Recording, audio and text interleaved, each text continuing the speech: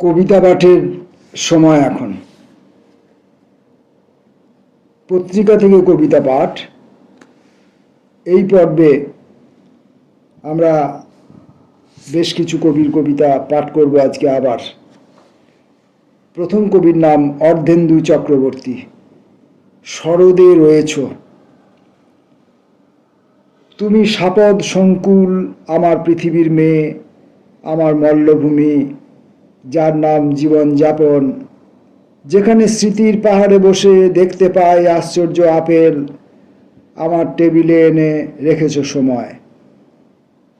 এই সময় শব্দটার মধ্যে এক নিতান্ত বালক বড় হতে হতে উড়োজাহাজের মতো ভেঙে পড়েছিল প্রায় এয়ারপোর্টের কাছাকাছি, যার নিদারুণ প্রতিশব্দ এপার ওপার শরদে রয়েছে। পরের কবির নাম মহাদেব সাহা। দু চোখ ভেজাও। চোখ না ভেজালে শিল্প কোথায়? যে শুধু ভাসে সে নদী বুঝবে কিভাবে? যে শুধু ভাসে সে নদী বুঝবে কিভাবে? আঙুল না ডোবালে জল কোথায় পাবে? শিল্প হবে শুধু রং তুলি, লেখা সব ছাপার অক্ষর, অশ্রুবিন্দু ছাড়া কবিতার একটি লাইনও হয় না। যে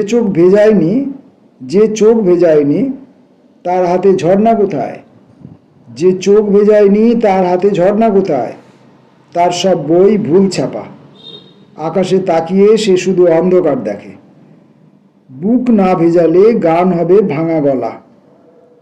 চোখ না ভেজালে কোনো ফুল ফুটবে না। আশিস সান্যালের কবিতা ভালোবাসতে চেয়ে। আঘাত করিনি তাকে, তবু প্রত্যাঘাতে কেন আমি অকারণে আহত হলাম? অমৃতের পাত্র রেখে কেন আজ বিষের পেয়ালা আমি দুহাতে নিলাম? আঘাত করেছ বন্ধু, তবু কোনোদিন প্রত্যাঘাতে জর্জরিত করিনি তোমাকে। মিথ্যার ব্যাসাতি দিয়ে একদিন কলঙ্কিত করেছ আমায়। মনে রেখো সত্যতার হিরণ্ময় পাত্রে সব দেখাবে তোমায়। বন্ধুত্ব বিরল জানি, সর্বত্র বন্ধুত্বের নামে দেখি কুটিল পিছুটি। কোথাও স্বচ্ছতা নেই, ভালো কিংবা মন্দে দেখি কেবল ভ্রুকুটি। তবু আমি দিতে চাই তোমাদের হাতে স্নিগ্ধ পারিজাত ফুল।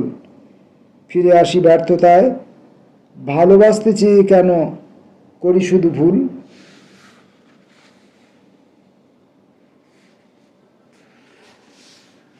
কবিতা পড়ছি, পত্রিকা থেকে কবিতা পাঠ।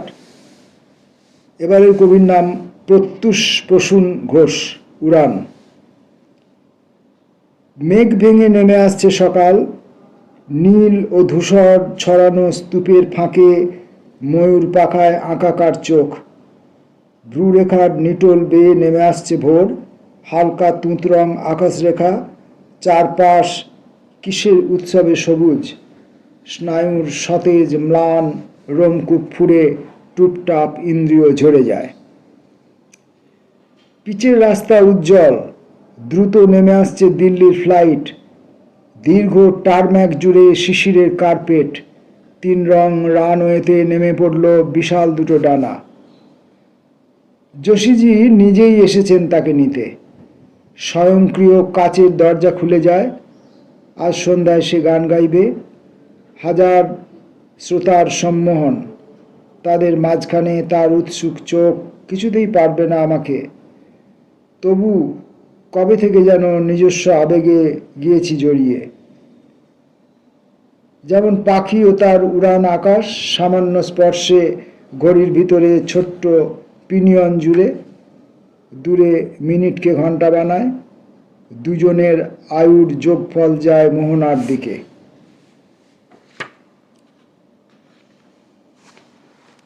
প্রণব চট্টোপাধ্যায়ের কবিতা। হাঁটতে হাঁটতে হোঁচটে হোঁচটে রক্ত ধুলোয় মাখামাখি দুটো পা।